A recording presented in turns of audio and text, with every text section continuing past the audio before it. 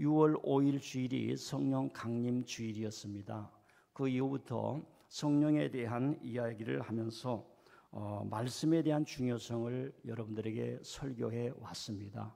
한국 사람들은 성령을 얘기할 때에 하나님의 영적인 어떤 체험을 먼저 가지면서 성령을 얘기하는데, 사도행전을 자세히 보면 그것과 함께 동시에 교회를 통해서 끊임없이 하나님의 말씀을 전하게 하셨다. 베드로를 통해서 최초의 설교자로 세웠고, 스데반을 통해서 최초의 평신도 설교자를 세우셨던 그 성령의 이 신비한 역사를 한번 보자 하면서 제가 하나님의 말씀에 대한 강조를 설교해 왔습니다. 지난 수요일 밤에 집에 가기 전에 이 예배당에 와서 기도를 하는데 제가 이런 생각을 가졌습니다. 나는 어떤 목사로 목회를 하고 마쳐야 하는가, 이런 생각이 들었습니다. 누구를 막론하고 자기 삶의 마지막을 아름답게 마무리하는 것은 생각이 있는 사람이면 다 이렇게 묵상하고 평소에 생각하며 살 것입니다.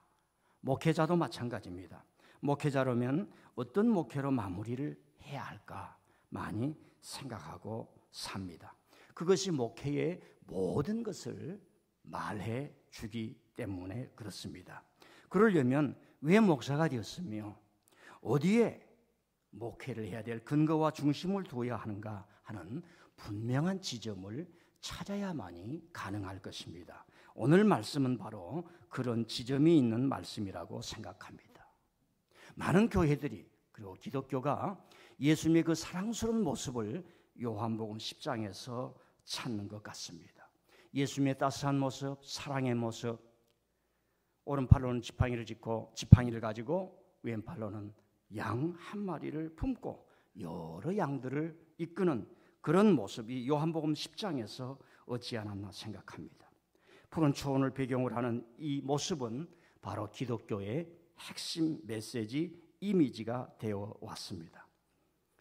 그러면서 우리는 이 말씀을 다시 묵상하면서 과연 오늘 말씀은 우리가 그림에서 본 것과 같은 의미를 지닐까 묵상하고 질문하고 의심을 가지면서 오늘 설교를 출발합니다.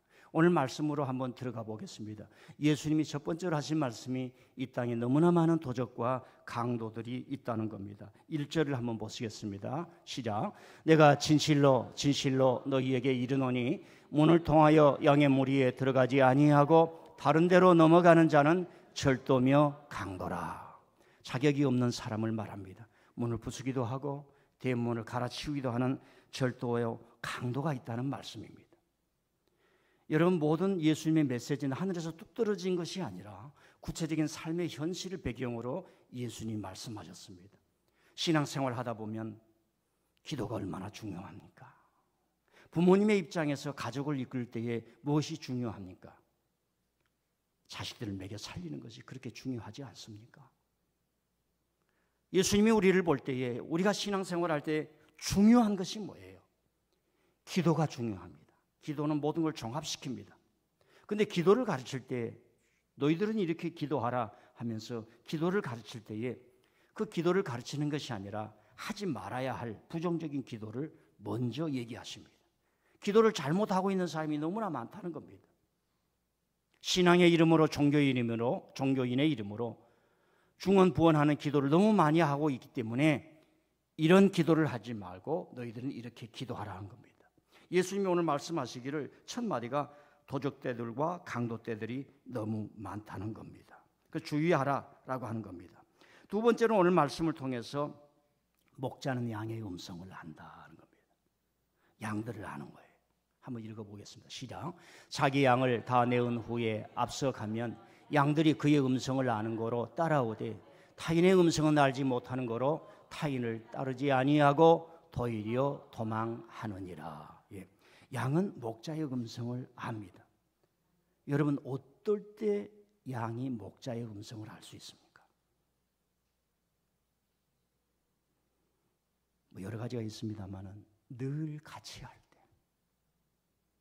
그런데 우리는 같은 상에서 수저를 나누면서 식사를 해도 마음이 따로인 것을 우리 너무 많이 경험을 하게 됩니다. 늘 같이 한다는 것은 자동적으로 되는 것이 아니라 내 인격과 내 헌신과 내 마음을 쏟을 때라야만 가능합니다. 신앙생활을 오래 하다 보니까 하나님의 은혜 받는 거 아주 간단해요. 하나님의 은혜는 너무나 많이 충만해요. 바닷물처럼 충만합니다. 전 세계가 지금 물이 고갈되어서 아우성입니다. 대한민국에 물이 없을 날이 얼마나 있는지 모르겠어요. 얼마나 될지 모르겠습니다. 제가 어렸을 때만 해도 땅을 파면 모든 물을 다 먹었는데 서울 근방 산 주위에 있는 모든 샘들이 서울시에서 먹지 말라고 합니다. 죽음 속에 중독되어 있습니다. 대한민국 삼천리 금수강산에도 물이 떨어질 날이 곧 오지 않을까 생각합니다. 그러니까 늘 같이 하는 거예요.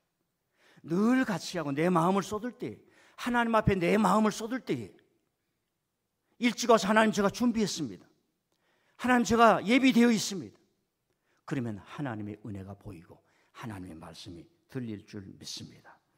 그래서 양들은 목자의 음성을 하니까 거짓 목자를 따라가지 말라는 겁니다. 도적떼와 강도떼들을 따라가지 말라는 겁니다. 자, 양은 목자의 어떤 음성을 들을 수가 있습니까? 여러분, 어떨 때 남이 소리가 여러분 가슴을 울립니까? 여러분, 언제 설교가 여러분의 영혼을 올리던가요? 양이 도적들을 보고 따라갈 수가 없습니다. 그 목자를 나를 지켜준다. 저 목자는 내 양의 모습 그대로이다. 신뢰가 있을 때에 그 음성이 들리는 겁니다. 예수님이 너희가 내 안에, 내가 너희 안에 무엇이든지 원하는 대로 구하라. 여러분, 이것은 포탄보다도 더 강한 힘을 발휘합니다. 국가가 강성해지는 것도 신뢰입니다. 사람이 강성해지는 것도 신뢰입니다. 성공해서 무너지지 않은 것도 신뢰입니다. 주님이 여러분을 신뢰해야 되고, 여러분이 주님을 신뢰해야 되고, 목사가 성도를 신뢰해야 하고, 성도는 목사를 신뢰하며, 거기에 하나님의 은혜가 충만해져서 저와 여러분이 영적인 꼴을 먹을 줄 믿습니다. 하나님이 예수님을 통해서 베드로를 불렀습니다. 베드로야, 베드로야, 베드로야, 베드로야. 다메섹 도상에서 분노로 가득 찬 사울을 향해서 사울아, 사울아. 거기서 다 넘어지지 않습니까? 목자이신 하나님, 목자이신 예수님이 내가 지금 분노하고 아파하고 찢어지고 고통당하는 그걸 알고 오셔서 불러주시는 거예요. 베드로야, 베드로야, 모세야, 모세야, 사울아, 사울아.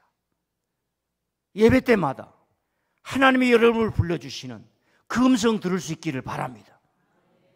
여러분 이제 나이를 다 잡수셨어요. 자식 있는 집에 들어가 보셨습니까? 그래도 여러분과 저와 여러분들의 나이는 보니까 다 맨 땅에서 헤딩하고 살았지 않습니까?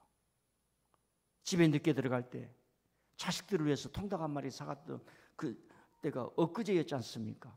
이놈의 스마트폰 때문에 배달해 주는 바람에 아버지가 건네주는 통닭의 의미가 없어져 버렸어요.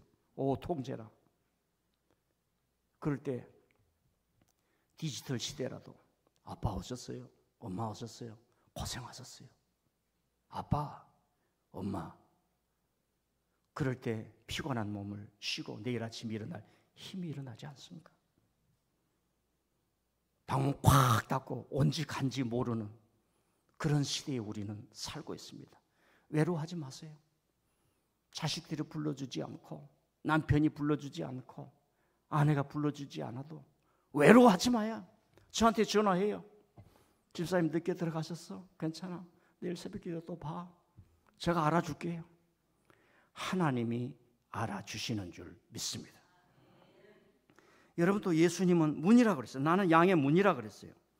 여러분 문의 기능을 좀 알아야 돼요. 문은 열면서도 동시에 닫히는 기능입니다. 닫으면 보호요. 문을 열면 개방입니다. 저는 사무실에 있을 때 우리 교회 문을 열어놓습니다. 들어오셔서 하나님 만나고 훔쳐갈 거 있으면 훔쳐가라. 그런 정신이 있어요. 왜? 우리 교인들은 헌신을 너무 잘해가지고 뭐 텔레비 없어졌다 그러면 그 다음날 당장 사놉니다. 할렐루야. 우리 교인들은 그런 교인들이니까 내가 뭐 훔쳐가도 뭐 가다가 발병 나겠지, 그런 생각을 갖고 있습니다. 여러분, 문은 통제요 자유입니다. 예수님은 문이기 때문에 도적과 강도 쫓아냅니다.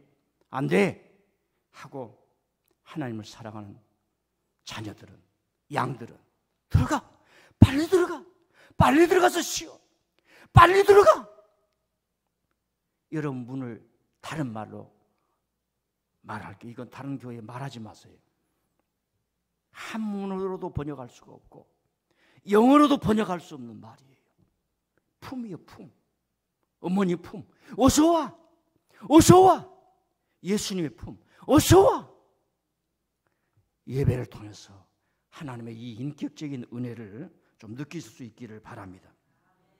문이라고 하는 것은 허락을 의미해요. 들어갈 수 있는 티켓과 자격입니다.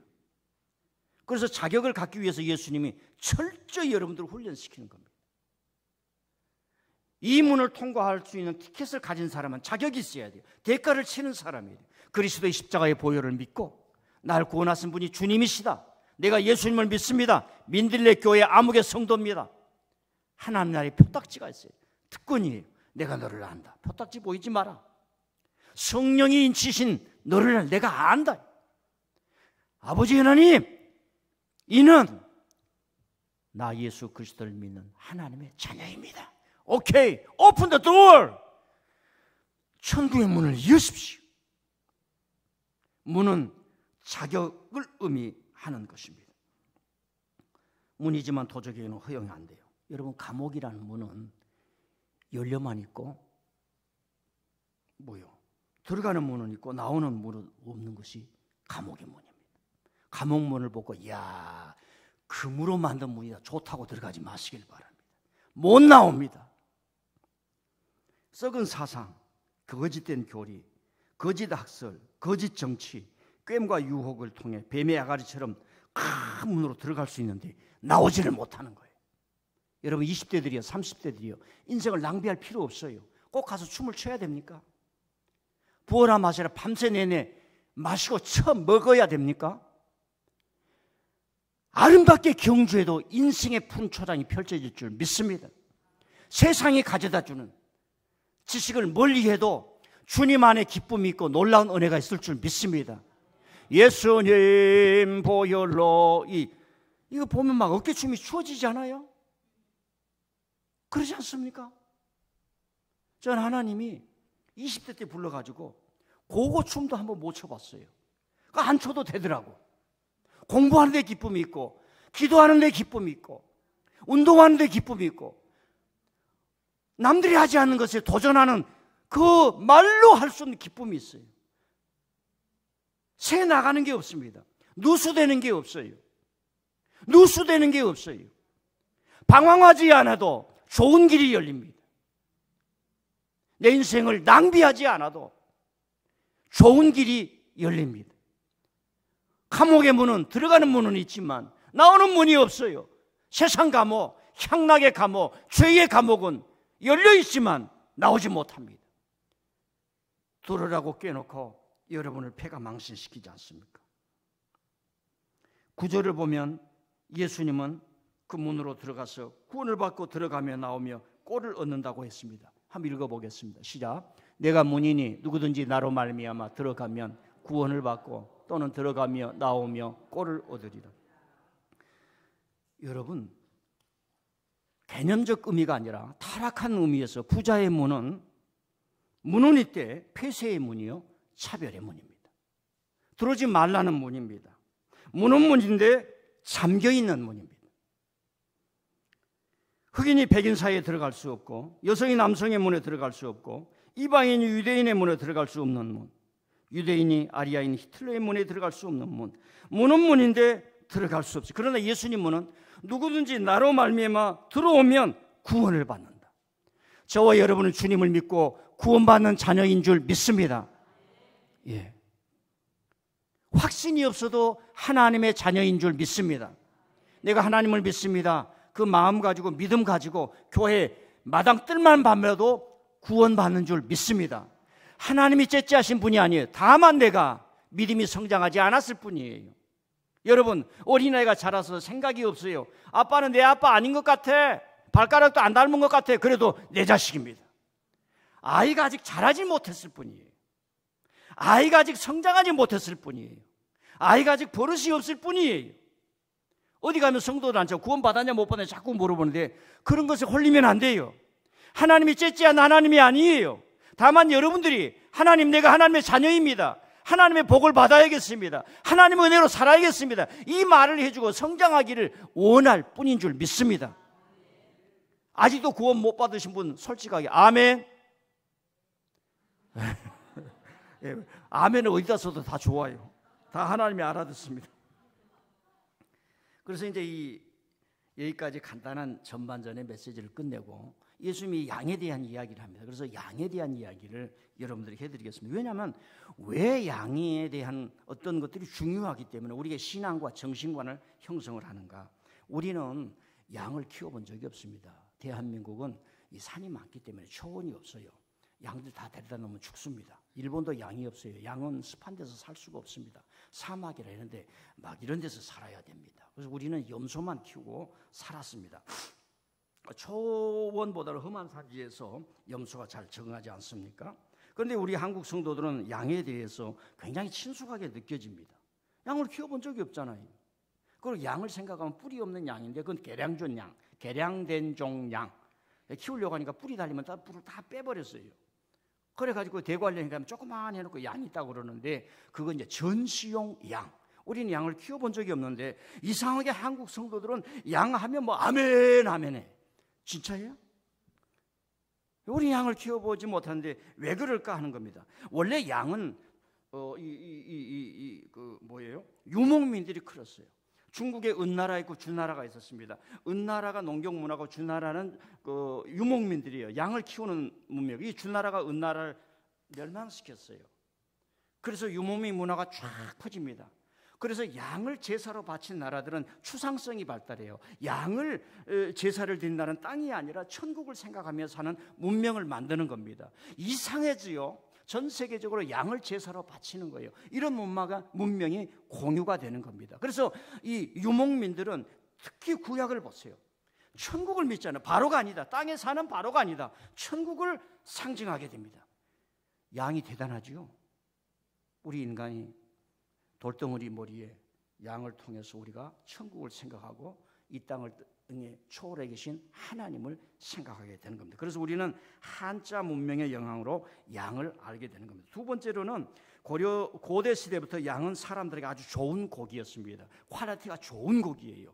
여러분요, 뭐 여기 버스에 막 이렇게 경기도지사가 확인했다고 그 소고기를 썰어가지고 뭐 하얀 게 있는 게 뭐라고 그래요? 그걸 마블링이 기가 막힌다 써놨어요. 여기 다 기름덩어리인데 고대 시대는 양고기. 그래서 양두구육이라고 그래요. 예, 양머리를 내놓고 양고기 판다고 선전했다가 뒤에 가지고 개고기를 판다. 이 말이 뭐냐면 개고기는 값이 안 나간다는 얘기예요. 그래서 양고기가 훨씬 좋다는 의미입니다. 그러니까 고대 시대부터 그 양이 지니는 그런 무게감, 그런 게 있다 이 말입니다. 세 번째로는 양은 예부터 하나님께 드리고 신에게 드리는 신성한 제물이었어요. 신약과 구약에 보면 가장 흠이 없는 양을 하나님께 바치는 겁니다. 오늘 헌금 드릴 때도 귀한 마음으로 드리지요. 여러분, 헌금을 드리면서 은혜가 받아야 돼요. 저는 항상 토요일 날 집에 가기 전에 딱 넣어놓고 갑니다. 그러니까 항상 안 다치는 거예요. 하나님 감사하는 거예요. 저 통장에 돈은 안 나가지만 기쁨이 차곡차곡 온도가 올라가는 거예요. 은혜가 충만하는 거예요. 다음 주에 서서 여러분들에게 하나님의 말씀을 전할 수 있는 영역이 생기는 거예요. 하도 영역이 없어가지고 사랑하는 성도 여러분, 다음 주일에 제가 목회를 그만하기로 사임하기로 했습니다. 뭐 얼마나 깜짝 놀라겠어요. 여러분이 쫓아내기 전까지는, 나이 70이 되기 전까지는 제가 하나님의 말씀을 전하는 영역이 있어야 되잖아요. 그런 은혜의 기쁨이 차곡차곡 쳐 있어야 되잖아요. 이게 텅 비어가지고 골다공증이 걸려 있으면 어떻게 하나님의 말씀을 여러분에게 전하겠습니까? 여러분들이 목사님들은 아주 홀리는 말이 있잖아요. 목사님 한 주 설교 듣고 일주일을 살아갑니다. 얼마나 무서운 말인지 몰라요. 어디 가지 말고 기도 열심히 하고 하나님 말씀 보란 얘기예요. 성도들이 무서워요. 그래서 이런 문명의 흐름 속에서 양은 신에게 드린 희생 제물이었습니다. 이게 양이라고 하는 의미가 우리 신앙관, 종교관, 정신 문명에 영향을 미치는 겁니다. 자, 이제 마지막으로 양이 얼마나 중요한가, 고대 시대부터 이 문자를 만들 때부터 사람의 정신에 영향을 준 겁니다. 자, 양이란 사진을 한번 보십시오. 아니, 양이 저렇게 생겼어요. 우리 양이 뿔이 없는 걸로 생각하는데 원래 뿔이 저렇게 생겼습니다. 예, 저 뿔로 여러분들을 한번 받쳤다 그러면 어떡하겠습니까? 정형외과 의사도 못 고칩니다. 자, 한번 이제 한자를 봐주세요. 한자, 양자. 예, 아니 1번 양자. 그 안 해놨습니까? 자, 여러분들이 보실 때 왼쪽이 양이에요. 위에 두 개가 뿔이라는 의미입니다. 자, 양에다가 그 옆에 글자는 아요. 자기예요, 자기. 그러니까 자기가 내가 양을 붙들고 있으면 의로운 거에 된 거예요. 희생한단 말인 거예요. 대의에 대해서 희생한다는 거예요. 그러니까 내가 양을 붙들고 있는 거예요. 그러니까 고대 시대의 우리 정신 문명을 생각할 때 이 사람은 양을 바친다 이 말이에요. 양을 붙들고 있다 이 말이에요. 양을 기른다 이 말이에요. 이 나와 양과의 관계를 보면은 이게 의로운 게 된 거예요. 할렐루야. 성경에서 양은 예수님이에요. 많은 사람들은 예수님을 목자라고만 생각하는데 그렇지를 않아요. 하나님 앞에 어린 양이에요. 예수님과 관계를 잘 맺으면 믿는 의로 말미암아 구원을 받는다. 예, 시간이 가니까 여기까지만 하고요. 또 두 번째로는 저 의가 있지요. 이제 내가 양을 들고 있어요. 그리고 소가 오는 거야, 소가. 그러면 제물이 되는 거예요. 고대 시대에 그러니까 소와 양이 제물이 되는 거예요. 내가 소와 양, 유목민에서 가축을 가지고 신에게 하나님께 드리면 희생 제물이 되는 거예요. 여러분들이 부모님한테 뭘 드립니까? 가장 좋은 양을 드리는 거예요. 양. 소중한 걸 드리는 거예요. 그러면은 부모님이 살짝 속아주는 거예요. 야, 너는 참 효녀다. 참 효자다. 아멘. 자, 세 번째를 보겠습니다. 양. 세 번째. 양하고, 이제 양은 아시겠죠? 글자. 뿔이 달린 양. 그 다음에 이제 두 번째 글자가, 중간에 글자가 물이에요. 물. 양하고 물. 양은 큰 초원을 말하지요. 초원이 있어야 돼요. 물은 조그만 둔벙입니까? 물이라고 그러면 막 계곡을 흐르고 바다처럼 넓은 걸 말합니까? 그래서 크다라는 양이 되는 거예요. 대서양, 서양. 동양 사람들이 서양을 보면 큰 거예요. 그러니까 양이 있어야 큰 것도 양을 중심으로 생기는 거예요. 짐승 동물. 또 넘어가십시다. 그 옆에요. 양자하고 대자. 빨리빨리 옮겨줘요. 안 나왔어요? 자, 그러면은 마지막에 양자, 양자하고 저건 저것만 합시다. 저의 맨 가해 쪽에 시요, 시 보여준단 말입니다. 하나님이 보여준다. 양이 하나님의 뜻을 보여준 거예요. 저 글자가. 그러면은 저 합친 글자를 합다 상. 좋은 일이 벌어지는 거예요. 좋은 일을 예상하는 거예요. 그러니까 양이신, 우리가 성경적으로 해석을 하면 양이신 예수님을 믿고 예수님을 따르면 그 양이 우리에게 보여주는 거예요. 좋은 것을 보여주는 거예요. 푸른 초장을 보여주는 거예요. 하나님의 축복을 보여주는 거예요. 그래서 우리가 글자에 상서롭다라는 말을 쓰는 겁니다. 상이란 말이 좋다는 거예요. 좋은 걸 보여주는 거예요. 그러니까 우리가 어떤 좋은 것을 본다는 것은 시력적인 의미가 아니에요. 이 양의 희생 정신과 양을 치고 양의 고귀함 속에서 하나님 어린 양을 통해서 우리가 선한 걸 보고 귀한 걸 보고 구원을 보고 하나님의 은혜를 보는 거예요. 저 간단하게 말하는 것은 이 양을 중심으로 오늘 우리의 어떤 정신을 형성을 했다라고 하는 것입니다. 자, 예수님이 이런 양의 비유를 통해서 말씀하시고자 하는 것이 무엇입니까? 16절을 한번 보겠습니다. 16절 말씀 시작. 또 이 우리에 들지 아니한 다른 양들이 내게 있어 내가 인도하여야 할 테이니 그들도 너의 음성을 듣고 한 무리가 되어 한 목자에게 있으리라. 아멘. 그게 16절입니까? 자, 17절을 제가 한번 다시 읽겠습니다. 내가 또 내 목숨을 버리는 것이 이것은 내가 다시 얻기 위함이니 이로 말미암아 아버지께서 나를 사랑하시느니라. 거기 보면 예수님이 양을 사랑한다는 말을 의미로 내가 양을 위하여 목숨을 버린다 이런 얘기입니다. 자, 결론으로만 말씀드릴게요. 예수님은 양의 비유를 말하면서 양이 어떻다, 목자가 어떻다 이런 얘기가 아니에요. 이 얘기는 예수님의 자기 라이프 스토리입니다. 셀프 스토리. 자기 인생의 죽는 의미를 말하는 거예요. 여러분, 양의 특징이 있습니다. 소를 죽이려면 소가 들이받습니다. 양을 잡을 때는 가만히 있어요. 울지를 않습니다. 예수님이 어린 양이 되어서 십자가에서 죽기까지 순종하셨다고 우리에게 말합니다.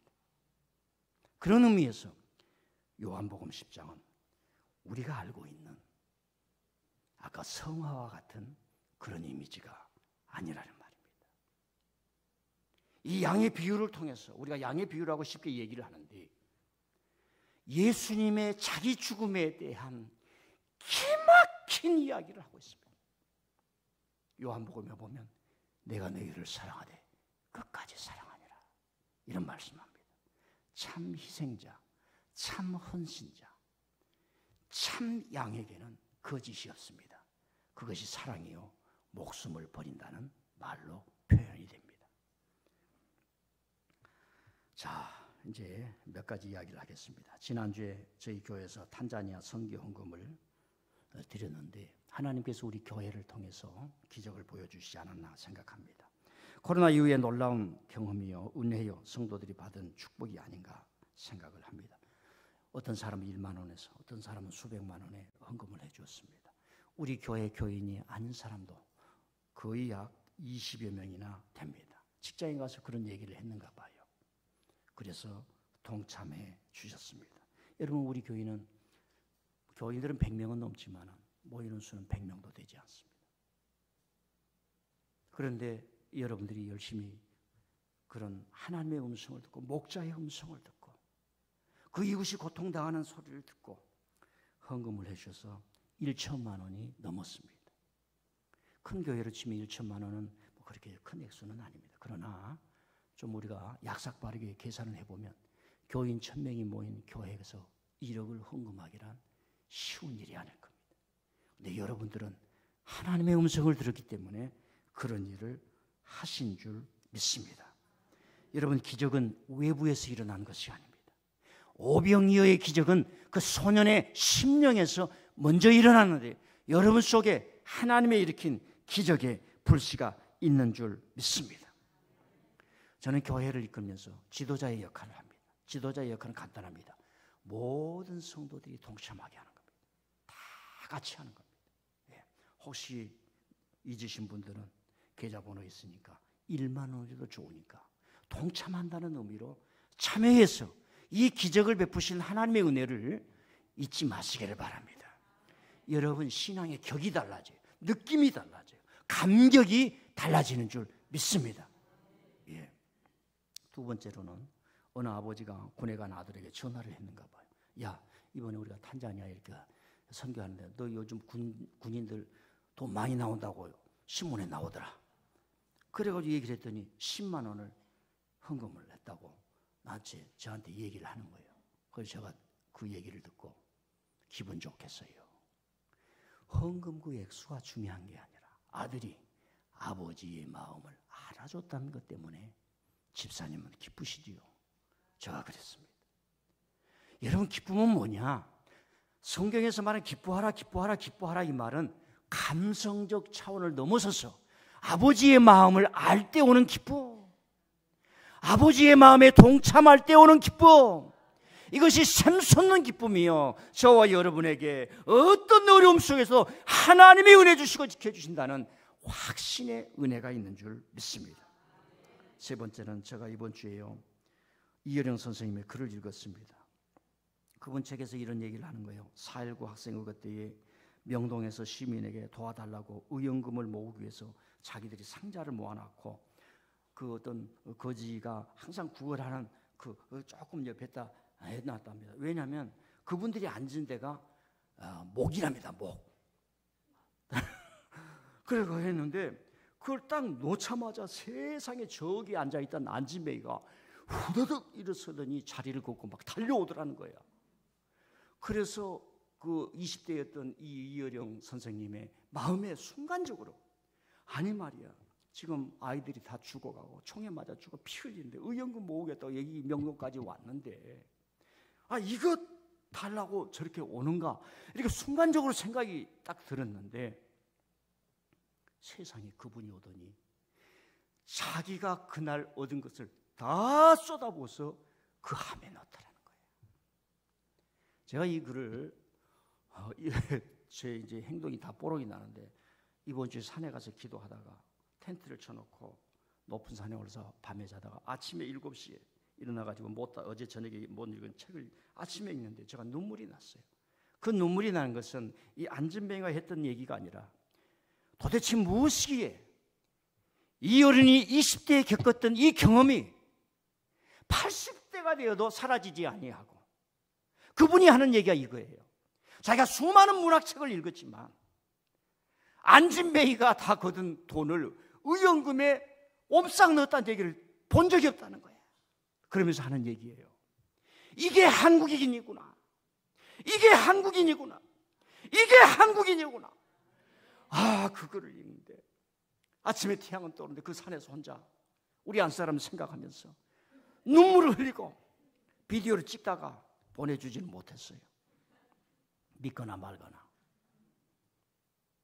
여러분요, 제가 오늘 영상을 보여줬지요. 우리들이 눈 떠야 합니다.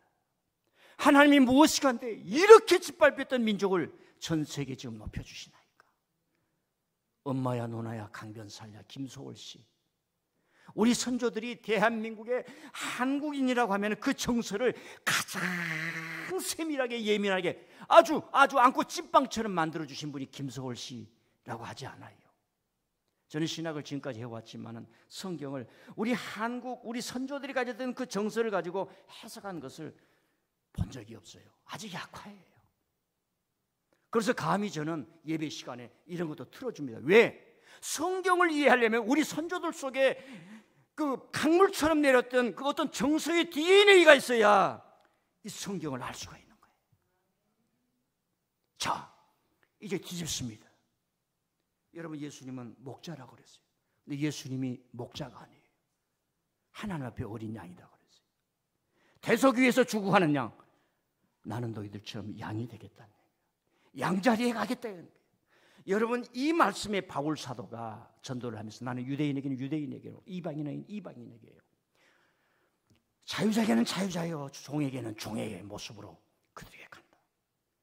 이런 지금 한국은요, 너가 아니면 나 다 가는 겁니다. 여러분, 한국말에는 너라는 말이 없는 거예요. 미국 말에는 I와 U가 있어요. I와 U 갈라놨습니다. 우리는 원래 너라는 말이 없는 민족이에요. 나도 없는 민족이에요. 그럼 우리가 있는 거예요. 우리가. 이게 한국 민족의 정서입니다. 뭘 먹어도 같이 먹는 거예요. 근데 요즘 집에서 아들이 시킨 치킨이 다르고 딸이 시킨 피자가 달라. 그러니까 어머니 아버지는 뭘 먹을지도 주지도 않아. 대한민국에는 나라는 말이 없어요. 너라는 말이 없어요. 우리라는 말이 먼저 시작입니다. 여러분, 예수님이 내가 목자가 아니다 이거예요. 나는 목자지만 나는 약이 되겠다는 얘기예요. 저 우리 교회에서 항상 강조하는 게 그러지 않습니까?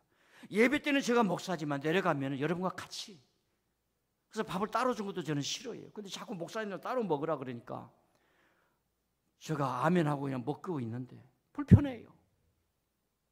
그리고 제가 목회를 하거나 예배 드릴 때 이 목회 자리는 넘보지 말라는 얘기예요. 자기 역할이 있다는 얘기예요. 오늘 예수님이 양의 자리에 가는 거예요. 양이 쫓겨가고 양이 길을 잃어서 산중에 가서 고통당하는 소리를 예수님이 다 듣고 있는 거예요. 그 예수님이 느끼는 아픔과 고통을 이 양들이 아는 거예요. 우리 어머니 아버지가 얼마나 고생을 하고 우리 가정을 이끌었는가. 자식이 안을 때 속이 차려질 줄 믿습니다. 은혜가 있기를 바랍니다. 교회에서 목사님이나 장로님들이 얼마나 수고를 하는가. 그 눈물이 교회에서 배어나와서 감동이 와야 여러분 진정한 어떤 그런 우리 한국적인 정서의 의미가 흐르는 은혜가 있을 줄 믿습니다. 그래서 교회 올 때 하나님 만나러 오세요. 교회 올 때 장로님 만나러 오세요. 나는 장로님 손을 붙잡으면 이 손으로 기도하는 손, 목사님 그 목회하는 손으로 나를 축복해 주세요. 좀 제 사무실에 와서 고개 좀 들리면서 목사님 기도해 주세요 하는 사람이 없어요. 뒷조사를 해보니까 맨날 이상한 사람들 나오는 무슨 산 기도 여기 가까운 데만 자꾸 가는 거예요. 알지도 못하는 사람들에게 기도해달라고 그러고 이단들한테는 자주 가고. 제가 하는 얘기는 뭐냐, 오늘 예수님이 목자로만 나오는 게 아니에요.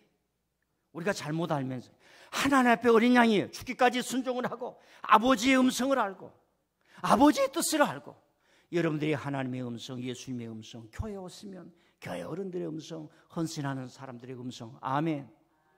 그래서 교회는 청년과 어른 세대가 분리되면 안 돼요. 그건 세상이 하는 겁니다. 말씀을 마칩니다. 설교서두의 목회 끝은 어떤 목회를 해야 되는가 하는 제시를 했습니다. 요한복음 10장에서 우리는 아주 양과 목자의 낭만적인 이야기가 아니라 양을 위해 끝까지 사랑하고 죽음으로 내어주는 예수님 자신의 기가 막힌 이야기입니다. 여러분, 부모님의 살아있는 인생 속에 예수님의 이 이야기가 충첩되어 있습니다. 자식의 입장에서 보면 어머니의 살아가는 그 삶 속에 예수님의 희생의 정신이 충첩되어 있어요. 어머니의 삶과 예수님의 얘기가 떨어져 있지를 않아요. 하나님은 교회에 나오지 아니하는 어머니에게도 그런 사랑을 주셨습니다. 눈이 열리기를 바라고 가슴이 열리기를 바랄 뿐이죠. 자, 예수님은 목자이셨지만 스스로 어린 양이 되시지 않습니까? 여러분, 늘 예수님 앞에 와서 나의 친구 되신 예수님, 나의 친구, 그 찬양도 있지 않습니까? 예수님은 이렇게 마음을 여신 분입니다. 그리고 나는 양을 위하여 내 목숨을 버리노라. 어디에 죽음이 있습니까? 어디에 죽음이 있어요? 진심이 있는 곳에 죽음이 있습니다. 진심이 있는 곳에 죽음이 있어요. 우리는 그것을 사랑이라고 말합니다. 그래서 예수님이 양을 위하여 목숨을 버린 것을 우리는 사랑이라고 합니다. 이것은 영적인 진리이기 때문에 하나님 아버지 예배를 드리고 기도를 하고 성령의 역사 속에서 이 은혜, 이 사랑의 은혜가 계속 깨달아지고 채워지기를 원합니다. 우리가 기도하고 예배를 계속해 나가는 것입니다. 진심이 있는 성도들 되시기를 바랍니다. 하나님